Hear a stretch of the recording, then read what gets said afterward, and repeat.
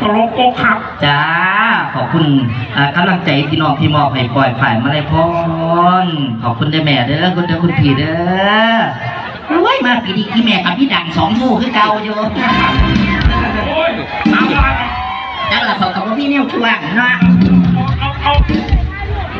หลานก็หลานไปทางลูกนึงโอ้ยสละหลานอ่ะนี่หลานกันหน่อยนี่ไหมหลานฮะนี่ได้เห็นคักนั่นน่ะโอ้ยเดี๋ยวถ่ายรูปกับหลานก็นี่ในกระจายแม่ขอบคุณนะแม่เด้อขอบคุณครับขอบคุณครับถึงเลขถึงเบอร์เด้อผู้ใดก็ได้ถึงเลขถึงเบอร์ย้อนครอบกินหวานคิดถึงโอ้ยบอกว่าเขาความหลังคือผู้เฒ่าแต่เนาะ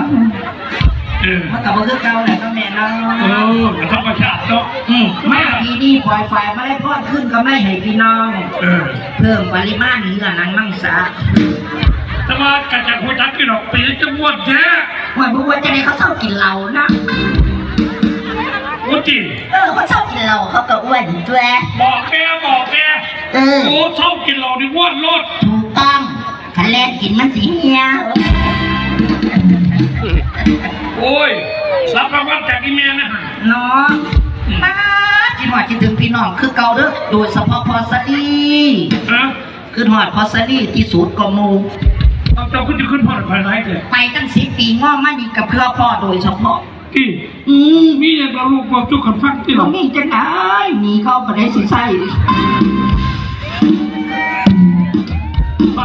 ไม่หันพ่อจะบอกจุกฟังเด้อพ่อให้ลูกฟังแน่มันเป็นยังก็หือมันเป็นนิสัยของพ่อเป็นมาตุกหลงยิ่งยืดเขาเราชื่อว่าอะไรยังไม่บอกว่าเคยใส่กั๊กเสือมันต้องมีสาเหตุมันไม่มีเงินเหลือเอาเงินไปเฮ็ดยังสิ้นเดือนปุ๊บเบี้ยถามเราขึ้นเดือนเอาส่งหมดเมียสันบอกส่งหมดเมียทุกทีส่งมาแล้วจะเชื่อเถอะบอสสิ้นเดือนป้าถามเราเลยแม่บอกว่าห่วยพ่อปิดตะพ่อแล้วสั่นเอาเมื่อไรเอาหมดบ้านฮะลูกก็คือกัน